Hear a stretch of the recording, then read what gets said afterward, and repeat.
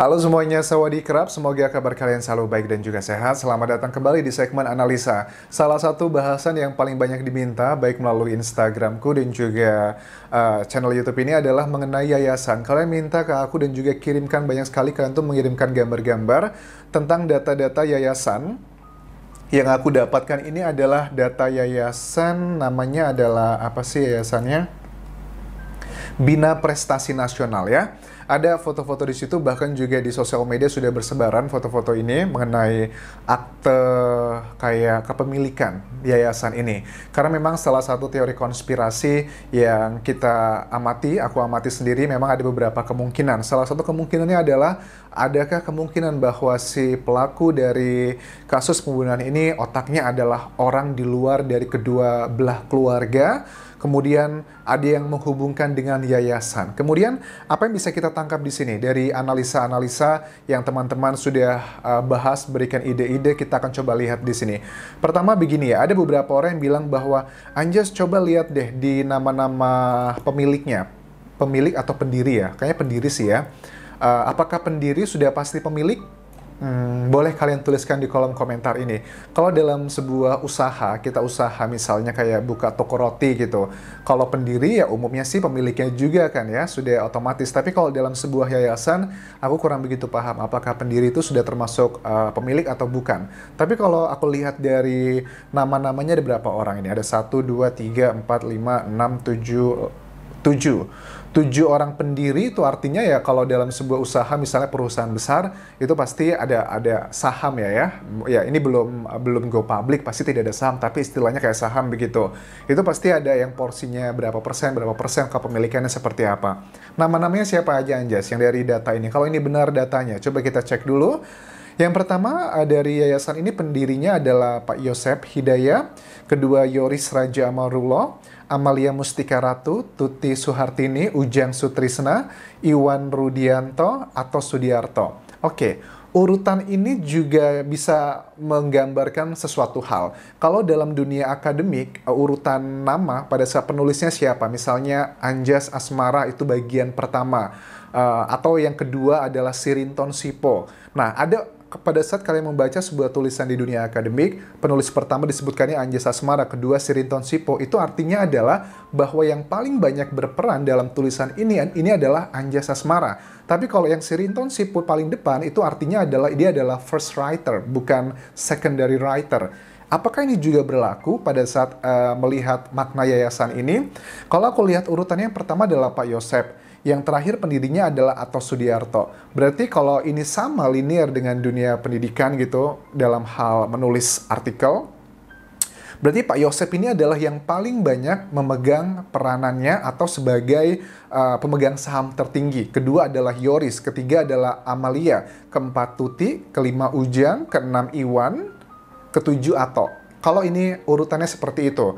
Tapi kalau urutannya, karena kalau abjad kan harusnya ya dari A dulu kan. Tapi ini kayaknya ada makna tertentu kenapa urutannya pertama seperti itu. Itu adalah analisaku. Tapi kalau menurut kalian, enggak Anjas, urutan itu tidak bermakna apapun ya, boleh tuliskan di kolom komentar ini. Tapi kalau menurut aku, urutan pada saat ada pendiri di lebih dari satu orang, ada urutannya tidak berdasarkan abjad, berarti itu menyimbolkan bahwa porsi yang paling besar adalah miliknya Pak Yosep gitu. Nah, kemudian ada juga yang bilang gini, Anjas, itu ada Mang Ujang yang menjadi saksi itu ternyata pengurus juga ya, atau pendiri ya. Ini bukan kawan, ini namanya adalah Ujang Sutrisna. Kalau Mang Ujang yang menjadi salah satu saksi itu kan, Ujang itu nama panggilannya, tapi nama aslinya kalau nggak salah berbeda. Itu dari hasil analisaku. Kalau menurut kalian, enggak. Ujang Sutrisna ini adalah Ujang yang memang menjadi saksi pada saat yang pertama kali ditemui oleh Pak Yosep di tanggal 18 Agustus tersebut. Tapi kalau berdasarkan jejak digital, aku melihat bukan Ujang itu ya. Itu adalah hal yang pertama, harus kalian klarifikasi. Karena banyak nih yang bilang, kok Anjas saksi Ujang itu sama dengan pendirinya gitu. Menurut aku tuh beda orang, cuma namanya mungkin sama Ujang gitu. Nah, oke. Kemudian kalau kita lihat nama-nama di sini, ada beberapa teori konspirasi yang di luar sana bilang begini, apa jangan-jangan Anjas ini ada orang di luar sana yang dugaannya gitu, ini adalah untuk meng-take over yayasan tersebut, walaupun secara sekolah secara luas, tidak terlalu tinggi, tidak terlalu besar gitu kan ya. Sekolahnya bukan sekolah internasional yang mewah gitu kan. Enggak, ini adalah sekolah yang biasa aja. Tapi walaupun sekolah yang biasa, diduga nih ada pendapatan-pendapatan dana hibah baik dari swasta, pemerintah, itu cukup banyak katanya. Ditambah lagi dengan dugaan bahwa perkembangan yayasan ini sangat pesat sekali pada saat di bawah kepemimpinan Yoris, Amel, dan juga Ibu Tuti. Ini adalah hal yang tidak bisa dipungkiri, perkembangannya sangat pesat sekali gitu. Oke, kemudian ada dugaan-dugaan bahwa coba dong Anjas, lihat dong nama-nama pendiri lainnya siapa begitu. Ya, kalau sekarang sudah tidak ada Ibu Amel dan juga Ibu Tuti, berarti yang tersisa adalah Yosep, Yoris, kemudian Ujang, Iwan, dan juga Ato. Ya, ini adalah nama-nama yang tersisa dari pendirinya. Tapi kalau yang paling besar tetap Pak Yosep sih, karena dia adalah pendiri di urutan paling pertama gitu. Nah, ada yang bilang begini, apakah ini jangan-jangan berhubungan dengan pencucian uang? Karena salah satu pendirinya adalah politikus dan juga anggota dewan. Waduh, ini adalah sebuah tuduhan yang sangat luar biasa. Ini dugaan yang memang banyak netizen berpikir seperti itu. Karena memang kasus ini kan sudah melebar kemana-mana ya. Siapapun sepertinya bisa dicurigai seperti itu. Tapi ya, ini perlu dibuktikan dan salah satu pembuktiannya adalah pada saat tim kepolisian itu mencetak rekening koran dari Amel ya, almarhumah Amel ya. Rekening koran itu artinya adalah print out transaksi buku tabungan untuk melihat dikirimnya transaksi keuangan, uang masuk dan juga uang keluar kemana saja dilihatnya di situ. Dan ini adalah salah satu tanda bahwa memang ada kemungkinan juga berhubungan dengan yayasan, tapi diselidiki. Tentunya ini bukan jaminan mereka pasti terlibat begitu kan ya. Nah, mungkin nama-nama ini yang kita ketahui bahwa diduga ada hubungannya dengan pendirian ini nggak bisa kita langsung percaya begitu saja. Karena takutnya ya, selama ini kan kita tidak pernah mencium misalnya nama-nama kayak Ujang, Iwan, atau ini belum pernah berbicara di media massa. Dan kalau secara Google, ya memang aku secara Google ada yang memang anggota nama tersebut kalau benar adalah, yang aku Google namanya adalah anggota DPR atau DPRD ya, coba nih. Anggota DPRD gitu. Ya, Sekwan DPRD. Oke. Kemudian ada berita di sini beliau akan mencalonkan diri sebagai Sekda Subang gitu. Nah, itu ada memang nama-nama, salah satu yang tersebut adalah yang berhubungan dengan jabatan-jabatan tertentu gitu. Tapi kalau ini dihubungkan langsung dengan kasusnya, ya belum tentu lah ya, karena ini masih proses yang sangat panjang sekali. Tapi kemungkinan besar begini ya, kalau aku melihat dari yang sudah berbicara di media massa aja, kayak Yosep, Yoris, dua orang ini sepertinya adalah pemegang utama dari yayasan ini.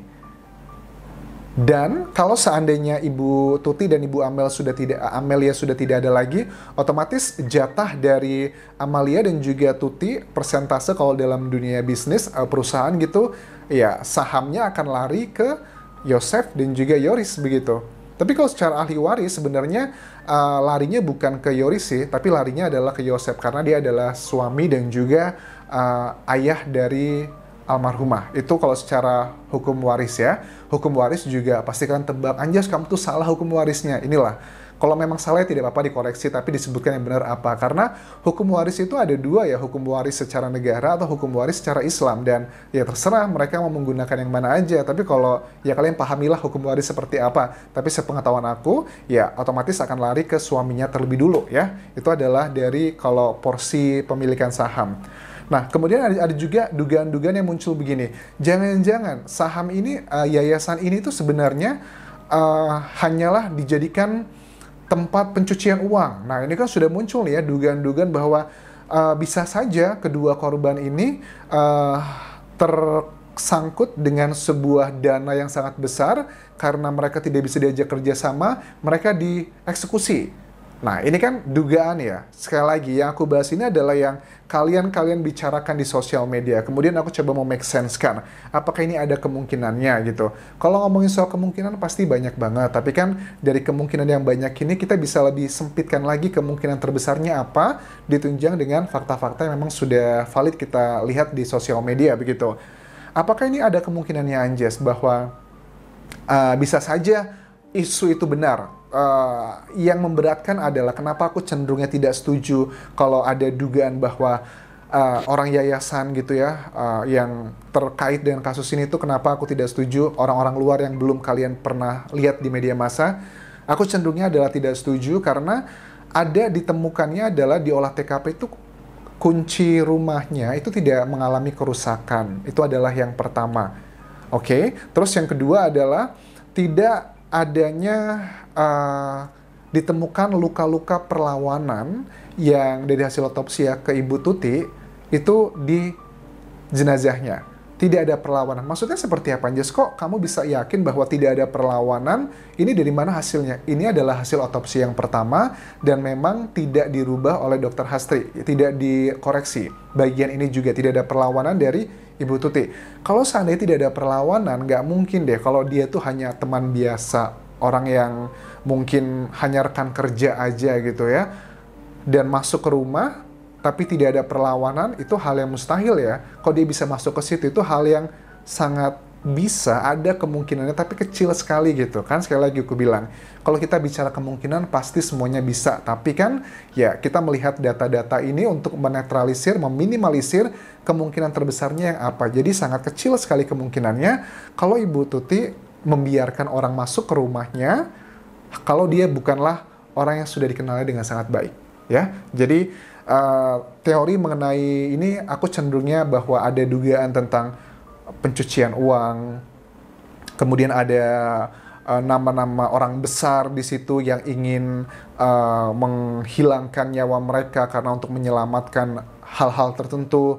Itu menurut aku terlalu konspirasi yang mungkin, tapi kemungkinannya sangat kecil sekali. Karena dengan temuan-temuan yang sudah kita temukan di lapangan dan juga olah TKP yang sudah beredar, data-datanya di media massa ataupun juga di sosial media. So, kalau menurut kalian apakah ini juga terkait, mungkin terkait dengan yayasan, tapi tidak dengan faktor eksternal. Karena sekali lagi data yang aku lihat ini kan dari pendiri tersebut, yang tetap paling banyak peranannya itu adalah Yosep, Yoris, Amalia, Tuti. Ya, nama-nama itu menurut aku mencerminkan, urutannya adalah mencerminkan bahwa mereka adalah pemegang saham mayoritas. Kalau yang lainnya kecil-kecil, masa sih orang-orang besar gitu dengan penghasilan yang pasti juga sudah gede-gede gitu mau berjibaku hanya, kalaupun ya you know lah what I mean. Jadi alasanku, kesimpulannya untuk yang teori konspirasi ini aku tidak begitu agree, but it's okay. Kalau kalian agree ya boleh kalian tuliskan di kolom komentar ini.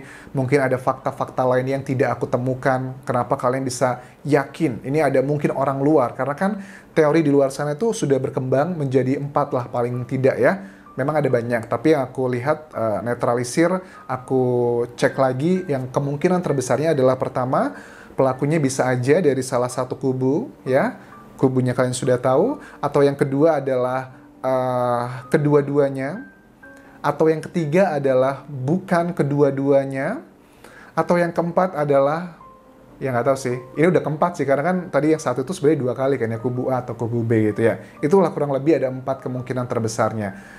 Oke, kalau kalian punya teori-teori konspirasi lainnya atau fakta-fakta lainnya yang belum aku ketahui, tuliskan di kolom komentar ini. Dan sampai ketemu lagi di video berikutnya ya. Kapun krab semuanya, jangan lupa follow Instagramku di Anjas di Thailand, dan juga subscribe channel YouTube ini.